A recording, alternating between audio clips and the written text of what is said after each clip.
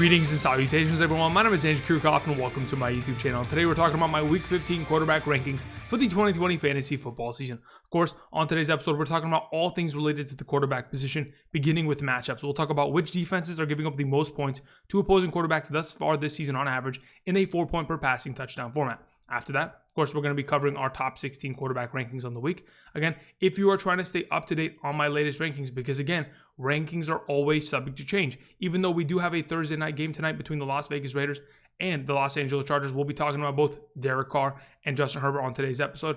There are still going to be games on Saturday and Sunday, so I will be live streaming on both mornings, 8 a.m. to 10 a.m. Pacific Standard Time, Saturday morning, Sunday morning. Kick off with Kirchhoff. Join us as we'll be talking about start and sits, answering questions, getting everything ready with updated rankings, so everybody is prepared for Week 15 to help us get to Week 16, potentially win some fantasy football championships this year. So again, 8 a.m. to 10 a.m. Pacific Standard Time, Saturday and Sunday. This will be one of the weekends that we'll have 2 live streams. But either way, as long as we're up to date on that. Again, I also want to thank you guys for supporting the channel and getting us to 36,000 subscribers. We recently hit that mark. I cannot thank you guys enough. Again, that was a huge goal of mine, being able to triple the amount of subscriber base that we had in comparison to last year. We're continuing to grow the channel. You guys are supporting my efforts. I really do appreciate you guys doing so. I'm here to help as much as I possibly can. I know there's only one of me and there's thousands of you, but I'm trying my very best to help get you guys to the promised land this season and win some championships. Appreciate you guys clicking the like button down below, commenting down below, and sharing with families and friends. Outside of that, let's get into this, shall we? There's 2 players that I wanted to mention. First and foremost, before we get into matchups, it has to do with tonight's game. Again, Henry Ruggs will probably be out. Therefore, Derek Carr, even though a lot of people may see him as a little bit of a riskier play, I don't think that's the case. Henry Ruggs is barely part of that offense. As long as he's got Josh Jacobs, he's got Darren Waller, Nelson Aguilar, he is good to go. Always guys like Derek Carrier scoring touchdowns and sneaky guys here and there. I'm not worried about Derek Carr at all. On the other side of the ball, I may be a little bit concerned about Justin Herbert because, again, if Keenan Allen and Mike Williams are both going to miss, that is going to potentially factor his overall productivity and his high upside. He might not be able to get 300 plus yards and 3 touchdowns if in fact he does not have the ability to throw the ball to his best receivers, considering they are hurt. So again, we want to keep that in mind. We'll talk about them specifically, but again, we got to be careful. Make sure you guys are up to date on your news, making sure that, if in fact you have a Keenan Allen or a Mike Williams, that you see whether or not they're going to end up playing tonight. Because if they're not, or if they're going to be super limited, you might want to bench them because it might play a big difference. I'd rather not have a 5-point guy on Thursday night and start the week off wrong if he's not fully ready to go. Okay, let's talk about matchups at the quarterback position, shall we? Now that we've kind of covered that, we'll talk about which quarterbacks are going to be in the most advantageous positions. Of course, this is something that we've seen every single week. The Atlanta Falcons are giving up the most points to opposing quarterbacks thus far this season on average in a 4-point per passing touchdown format. The New York Jets, the Jacksonville Jaguars, the Seattle Seahawks have kind of fallen out of place here, huh? That's kind of an interesting thing, but like I've mentioned yesterday in the wide receiver video, a lot of quarterbacks haven't been throwing touchdowns against the Seattle Seahawks. They haven't given up a single receiving touchdown to a wide receiver in the last 5 games. So, of course, that's going to impact opposing quarterbacks regardless. That defense has been playing better. But there are still defenses like the Atlanta Falcons. Of course, they gave up 2 touchdowns last week to Justin Herbert. The New York Jets, they gave up 4 touchdowns, in the last 2 weeks to both Russell Wilson and Derek Carr. That bodes pretty well, in my opinion, for a guy like Jared Goff, who typically isn't high upside, but may be the case this week. The Jacksonville Jaguars will unfortunately have to take on Lamar Jackson and that running attack, who will be all over them because, again, the Jacksonville Jaguars, besides the fact that, they're giving up the 3rd most points to quarterbacks, they give up the 5th most points to opposing running backs. They give up the 8th most points to tight ends. They give up all the points. But either way, a fantastic matchup to take advantage of. Of course, we have the Tennessee Titans. The thing about the Titans is, again, I know Matthew Stafford plays against them. We don't even know if Matthew Stafford's going to play. He's dealing with an injury. If he ends up playing, then potentially we could talk about it as the week progresses. For as of right now, again, even though it is a fantastic matchup, not one that I'm willing to 100% jump in on. The Cleveland Browns, Daniel Jones, we don't know if he's healthy.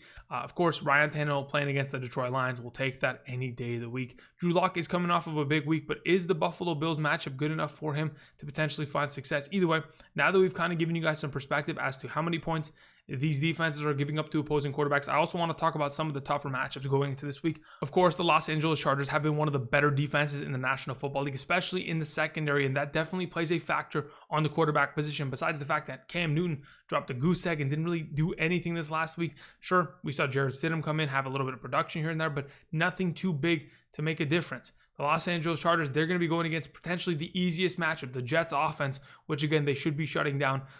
There's nobody that you really want to play there. The Pittsburgh Steelers playing against the backup quarterback, that's tough, certainly. We'll have the Patriots testing Tua and whether or not Tua can get the job done this upcoming week, especially with all the injuries surrounding him. The New Orleans Saints taking on Patrick Mahomes. Good luck to the New Orleans Saints secondary. They're definitely going to be in some big trouble. Baker playing against the Giants. That might be a weather game. I'm hearing that it's going to be a lot of rain, so that's great for both teams' running backs, certainly, and a couple of the receiving options if, in fact, they're close to the line of scrimmage, like a tight end or something like that. But either way, just giving you guys some perspective as to how many points these defenses are giving up to opposing quarterbacks thus far this season on average. And now that we've done that, we can move on to our top 16 quarterback rankings for Week 15 of the 2020 fantasy football season, beginning with our number one, Aaron Rodgers. I mean, Aaron Rodgers has been the number one for the last couple weeks, and it really hasn't slowed down. He's played out of his mind as of late. Just some of the stats that I wanted to read. Besides the fact that he's coming off of a week in which he had 290 passing yards, had himself 4 touchdowns, 3 through the air and 1 on the ground. Just as of late, he has been unstoppable. 8 consecutive games of 3+ touchdowns from Aaron Rodgers. I think he's at 39 passing touchdowns. He's going to easily surpass his record for a single season in terms of touchdowns scored. Aaron Rodgers is a completely different animal this season. As of late, the Carolina Panthers, who is their upcoming week's matchup, have been struggling heavily. I mean, the Carolina Panthers cannot stop anyone defensively, even though they have scored a lot of points defensively in terms of scoring touchdowns in fantasy. It doesn't really make a difference when Drew Lock is putting up 280 yards and 4 touchdowns, Kirk Cousins 307 and 3 touchdowns, Patrick Mahomes 372 and 4 touchdowns, Brady putting up 341 and 3 touchdowns. We have seen multiple quarterbacks as the last 6 weeks put up 3+ passing touchdown games against that defense. Aaron Rodgers will be another one of them playing at Lambeau this week. An easy matchup and a fantastic play. We have Patrick Mahomes as our number 2, playing against the New Orleans Saints. Again, Patrick Mahomes in the last 6 weeks has been pure consistency, even though this last week, he had 393 passing yards, but unfortunately threw 3 interceptions. That's going to happen. That is just a matter of, tipped ball going in the wrong direction, him overthrowing, him underthrowing here and there. It's okay. It's perfectly fine, even though that is -6 points in some of your formats. It could be worse. It honestly could be worse. At least he got himself some yardage to at least make up the difference. As of right now, I think this matchup against the New Orleans Saints is going to be a shootout, and it definitely helps Patrick Mahomes in his overall upside for this week. He has had 6 consecutive games of over 300 passing yards, and in those last 6 games, he has combined for, 17 passing touchdowns? It's almost 3 per week. So if he's going to get 3 passing touchdowns, 300 yards, of course he's going to be atop the list in terms of quarterbacks in their fantasy production on a given week. I think Patrick Mahomes, certainly a fantastic play this week. Lamar Jackson is our number 3, coming off of an unbelievable week. 124 rushing yards, 2 rushing touchdowns, still had himself a passing touchdown to Marquise Brown with 163 passing yards. I'll take it. I'm not complaining at all. The fact that he plays against the Jacksonville Jaguars is even better. The Jaguars have given up a single touchdown to every single quarterback this season throughout the entire year. In fact, in the last 7 consecutive games, they've given up 2+ touchdowns to opposing quarterbacks. On top of the fact that, again, besides the fact that this team gives up a lot of points to opposing quarterbacks, they give up a lot of points to opposing running backs. Just as of late, Nick Chubb, 144 on the ground. Dalvin Cook had himself 120 on the ground. And Derrick Henry this last week, 215 on the ground. Lamar Jackson runs the ball as much as anybody else in this backfield. He will be benefiting from the ground matchup and the matchup through the air.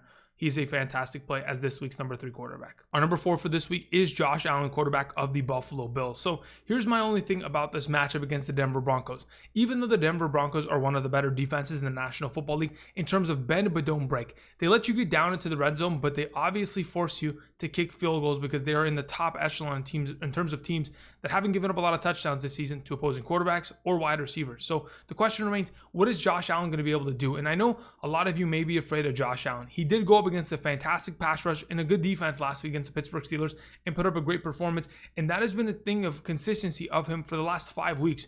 In the last 5 weeks, Josh Allen has put up at least 2 touchdowns per game against his opponents. So again, as long as he's putting up great performances in the last month plus, I have enough confidence in him.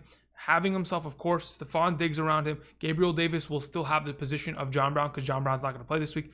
You still have Cole Beasley. This is a great offense, and I continue to think that as long as AJ Boye is potentially gone with the suspension, he's out of there, there's going to be a little bit less of a coverage threat against Josh Allen. He's obviously got the mobility, had 28 rushing yards this last week. if he continues to, at least put together these performances, he's going to be a safe play without a doubt in a 4 point per passing touchdown format as our number 4. Number 5 is Ryan Tannehill. Okay, so Ryan Tannehill has been one of the more consistent quarterbacks in the last 2 seasons, but just this season alone, if you want to mention what Ryan Tannehill has done and why I have him as our number 5, besides the fact that he takes on the Detroit Lions, who of course gave up 4 touchdowns and 290 yards to Aaron Rodgers last week, and a couple weeks back on Turkey Day, gave up 4 touchdowns and 318 yards to Deshaun Watson. Ryan Tannehill has been the moniker of consistency and success as of this season. In 11 of his 13 games this season, Ryan Tannehill has had 2+ touchdowns in those games. So again, if he's just going to be automatic 2 touchdowns and you put him against Detroit, who does not have a good secondary, even though Derrick Henry is going to be bashing people from first to fourth quarter, doesn't really matter. I've seen many contests, especially last season in this time span, when Derrick Henry was going off, it obviously leads to the success of Ryan Tannehill because play action opens up. It gets A.J. Brown more involved. It gets more involvement from Corey Davis. And that in itself will potentially increase his overall upside. I think he'll be a fantastic play this week as our number 5. Just so much consistency there with Ryan Tannehill. There's no going wrong with him. We have Tom Brady as our number 6. Playing against the Atlanta Falcons, you couldn't ask for much more. I mean, just in the last 4 games, Tom Brady's been great. He's had 11 total touchdowns through the air. Obviously, that's almost 3 touchdowns per game. Sure, this last week, it was a little bit of a lackluster performance, only getting 196 passing yards and 2 touchdowns. That's not the greatest game against the Minnesota Vikings. Even though we were anticipating more, we'll take it. I'm not going to complain about it. I think the Atlanta Falcons, who are a team that had given up a lot of points to opposing quarterbacks this season alone, have recently done that, of course. Taysom Hill, 232 passing yards, 2 passing touchdowns. Justin Herbert this past week had himself 243 and 2. So again, Tom Brady will be in pretty good hands. But in comparison to Taysom Hill and Justin Herbert, Tom Brady has the most talent surrounding him in terms of the wide receiver position. When you have Mike Evans, when you have, of course, Chris Godwin, Antonio Brown, Rob Gronkowski, even Cameron Brate is a good tight end. When you surround him with that kind of talent, I really do think that the upside of Tom Brady should be a lot higher this week in comparison to what he ended up doing last week. Was a little bit of a disappointing performance. I think he'll step it up this week and potentially put up a pretty good amount of points. But it obviously is relative to how his competition is going to be. If his competition's up to the task, then he'll definitely increase his overall stability in terms of performances. Comparatively, like Lamar Jackson, right? Lamar Jackson was able to score as much as he did on Monday night because Baker pushed him to get that far. He's not going to be pushed that far this week. That's why Lamar isn't our number 1. But regardless, hopefully that makes sense in terms of the matchup playing a big difference in terms of whether he needs to come out and score every single time through the air. We have Kyler Murray as our number 7 overall quarterback for this week. Kyler Murray has been slowing down heavily. He's coming off a week in which he only had 1 passing touchdown. He did have 47 rushing yards, which does make a pretty big difference, but the Philadelphia Eagles matchup is it's a pretty tricky one. We've seen quarterbacks dominate against this defense, and then we've seen ones struggle. I mean, just specifically last week, Taysom Hill in the first half didn't do anything. He came out in the second half and completed his game for 291 passing yards and 2 passing touchdowns. We'll take that. If something similar to that can be produced from Kyler Murray, I'll take it. I mean, just a couple weeks back, Aaron Rodgers, 295 and 3 touchdowns against the Philadelphia defense and dominated with a guy like Devontae Adams. So I think that's the biggest key. Like we talked about it earlier yesterday in the wide receiver video, DeAndre Hopkins has got a fantastic matchup. Continue to feed him the ball. I know he's had, 24 targets in the last 2 weeks. Feed DeAndre Hopkins the ball, and Kyler Murray will find success. I think that'll be specifically their game plan for this week, as there really isn't much else. Feed the ball to Kenyon Drake, then get it in the direction of DeAndre Hopkins. I think Christian Kirk could potentially get unlocked this week. He's got a lot of speed to take the top off the defense. There's a potential that Kyler Murray has a little bit more upside, but again, not as safe as a play as he was earlier this season. We have Russell Wilson as our number 8. Speaking of guys that have kind of fallen off as of late, I wanted to point out this stat for Russell Wilson. In the first 7 games of this season, he had 26 total touchdowns. In the last 6 games of this season, he has only had 11 total touchdowns. It's unbelievable the amount of regression that we have seen from Russell Wilson. Sure, he's coming off of a game in which he had 4 passing touchdowns. So again, prior to this Jets game, the last 5 games for Russell Wilson have only been 7 touchdowns. So again, the regression is real. Either way, he plays against the Washington football team this week. I think this is going to be a playoff matchup. This is going to be grinded out, heavy, dirty football in weather, conditions that, again, are not going to be the safest for a quarterback, but it's going to be just get an ugly win. I think that's literally what it's going to be, because this Washington football team defense, they get after it. Now, I'm hoping Russell Wilson is going to be a little bit better than he was, in a couple weeks past, when he played against another NFC East team against the New York Giants. Hopefully he'll play better than he did against them. But it's just going to be a matter of whether or not he's ready to go. We've seen wide receivers succeed against this team. We've seen running backs succeed against this team. I think is a very good opportunity for Russell Wilson to at least silence everybody and say, hey, I'm still here. I'm still putting up pretty good numbers. I'm hoping that's the case this week. Again, it's been pretty tough for Russell Wilson as of late, and he gives me a little bit of hesitation. But again, I still think he's a great play against Washington. We have Ben Roethlisberger as our number 9 this week playing against the Cincinnati Bengals. Again, the Bengals are a fantastic matchup. The last time Big Ben played against them, I think it was week 10. He had himself 333 passing yards and included 4 passing touchdowns in that performance. The fact that we still have a little bit of questions regarding James Conner, I don't think he practiced Wednesday or today. That's going to potentially kill their entire potential of the running game. We have not seen a single running back succeed in the backfield in the absence of James Conner. And to be honest, James Conner since week 6 hasn't done anything. So again, this offense has been pass heavy. Even though they weren't able to find success in the passing game against the Buffalo Bills, only getting 187 passing yards, 2 passing touchdowns, 2 interceptions from Big Ben. I think the Cincinnati Bengals matchup will be a little bit of a recalibration and a readjustment for this team. They will be throwing a lot. They'll get Juju, Deontay, Claypool, Ebron, James Washington involved. And that's why I think Ben Roethlisberger is a far better play than a lot of these other quarterbacks this week, based purely on the circumstance of just having to throw all week long. Speaking of throwing the entire week, I think Jared Goff could very easily get away with doing that this week based on the New York Jets matchup. Again, the New York Jets in the last 2 weeks have given up 4 passing touchdowns to Russell Wilson and 4 total touchdowns to Derek Carr, 3 through the air and 1 on the ground. So again, the New York Jets have been getting annihilated. In the last 4 games, quarterbacks against the New York Jets have put up, I think, 13 total touchdowns. So again, on average in the last couple weeks, it's at least 3 touchdowns per game for quarterbacks. So to be honest, it just seems like Jared Goff easily will get himself over 250 passing yards, 2 touchdowns, the upside of a third if in fact he gets more utilization out of Robert Woods, Cooper Kupp, and Tyler Higbee this week than he usually does. I think that'll be the case.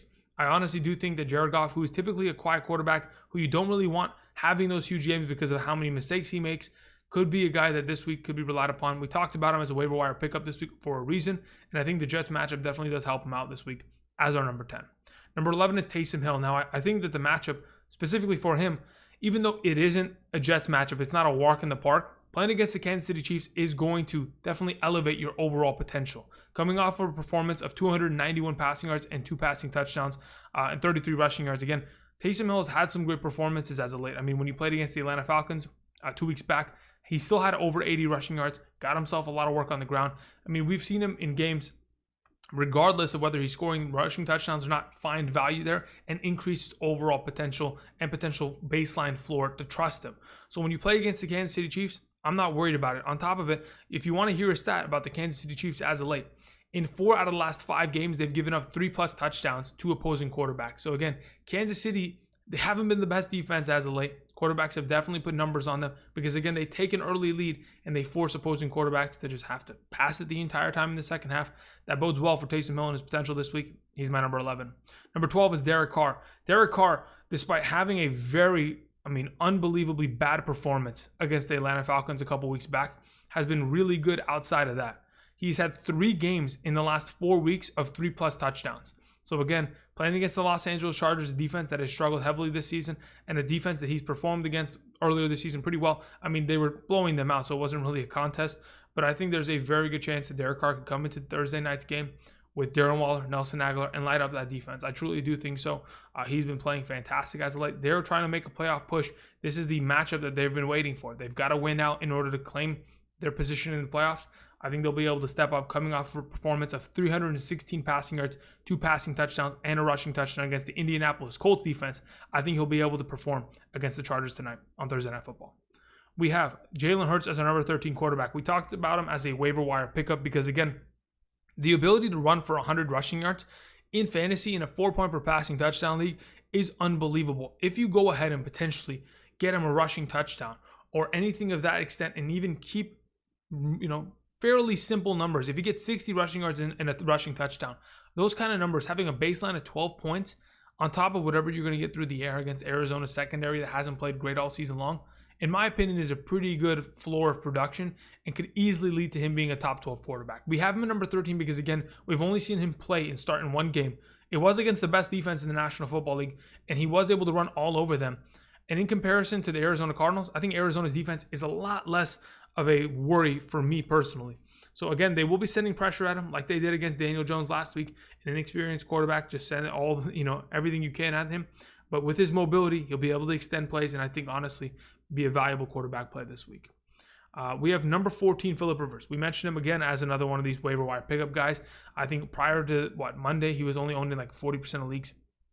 As of the last 4 games, he has had 2+ touchdowns each of the last 4 games. I mean, to be honest, what more can you ask for from a guy like, Philip Rivers? He's been consistent. He's played against Houston just, 2 weeks back, had himself 2 touchdowns, over 200 yards in that game. We'll take it. Just last week, Mitchell Trubisky destroyed Houston. As a whole, they destroyed Houston. Trubisky had 267 passing yards and 3 passing touchdowns and was able to just do whatever he wanted, imposed his will, as I always like to say. But either way, Philip Rivers, not a bad option at the quarterback position. We move on to a quarterback that I mentioned earlier. I have Justin Herbert at number 15 preemptively because I do think there is going to be a little bit of a complication tonight with Keenan Allen and or Mike Williams. If that's the case and he does not have both of his starting receivers, this could be a potential problem for Justin Herbert.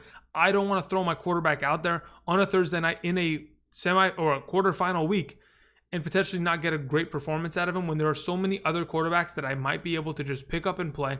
There's a lot of guys on today's list that, again, like a Goff, like a Derek Carr, Jalen Hurts, Philip Rivers, that in my opinion may be safer play tonight or specifically this week in comparison to Justin Herbert. Again, there's a lot of potential in which, sure, if both Keenan Allen and Mike Williams play, then we can go ahead and potentially start him as a top 12 guy. But there is still a lot of uncertainty around that. And until we get more information regarding that, I leave him at there just to be safe. The last quarterback that I wanted to mention on today's episode is Deshaun Watson. Now, Deshaun Watson did play against the Indianapolis Colts 2 weeks back. He did end up having a pretty decent fantasy game, rushing for a touchdown and 38 yards. But my concern about Deshaun Watson is the fact that he's only had 1 passing touchdown in the last 2 weeks. That in itself, along with the fact that he plays against the Indianapolis Colts, without Fuller, Deshaun Watson has definitely not looked the part. He's only, had 291 passing yards against Chicago, who was giving up a bunch of points to opposing quarterbacks, was giving up 2 touchdowns a week to opposing quarterbacks, but it didn't matter because Deshaun Watson wasn't able to take advantage of it, and I think playing against the Indianapolis Colts, it is a better defense. They get after him. They're going to force a lot of pressure in his direction, and I think that's going to be the biggest difference maker in comparison to last week. Of course, Khalil Mack was definitely getting after him. I think DeForest Buckner could do so this week. It's going to be tough for Deshaun Watson. That is why I've moved him at 16 because even though he does have a lot of potential for upside, I don't think the receiving core that surrounds him currently is built to potentially help him succeed even more than he typically does. Those are my top 16 quarterbacks for Week 15 of the 2020 fantasy football season. Thank you, everybody, for watching. Make sure you click the like button down below. Subscribe if you have not yet already. And again, I appreciate you guys. 8 a.m. to 10 a.m. Pacific Standard Time, Saturday and Sunday, kickoff with Kickoff. Make sure you show up for the live stream. I appreciate you guys. And until next time, I'll see you guys. Peace.